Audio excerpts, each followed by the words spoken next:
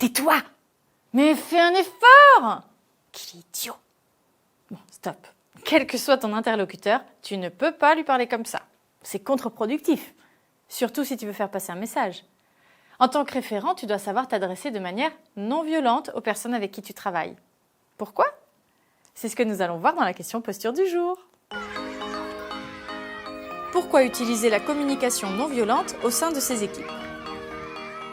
En tant que référent pédagogique, ton rôle est de faciliter les échanges et d'encourager la collaboration entre les différents professionnels de la petite enfance qui t'entourent. C'est à toi que revient le rôle de fluidifier les échanges entre les équipes et la direction, comprendre les besoins des uns et des autres et s'assurer que les messages soient bien passés dans les deux sens.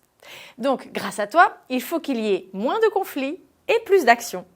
Sauf qu'il y a forcément des moments où tu seras frustré, énervé, agacé, où tu auras envie de juger. Mais t'inquiète pas, j'ai la super solution pour t'aider. La communication non violente, CNV pour les intimes. En quoi c'est intéressant de la mettre en place?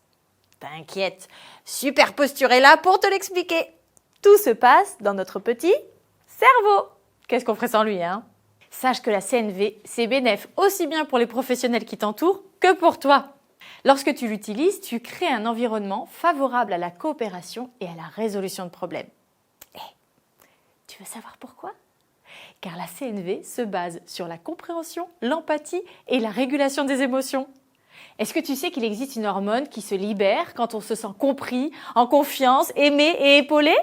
L'ocytocine! Cette hormone du love diminue le stress et donc diminue le risque de conflit. Comme on dit, ocytocine, aussitôt fait! Grâce à ce climat bienveillant, tu permets à tes collaborateurs d'exprimer leurs émotions et leurs besoins. En reconnaissant et en validant leurs émotions, tu encourages leur bien-être émotionnel et leur estime de soi. Cela renforce les relations positives, facilite l'apprentissage, la collaboration et l'engagement. En plus de cela, la CNV encourage l'écoute active. Les études scientifiques ont démontré que l'écoute active stimule l'activité cérébrale dans les zones associées à la compréhension profonde. Cela renforce ainsi la connexion neuronale et facilite la mémorisation des informations échangées. En gros, en utilisant la CNV, tu t'assures que les informations soient mieux comprises et mieux enregistrées.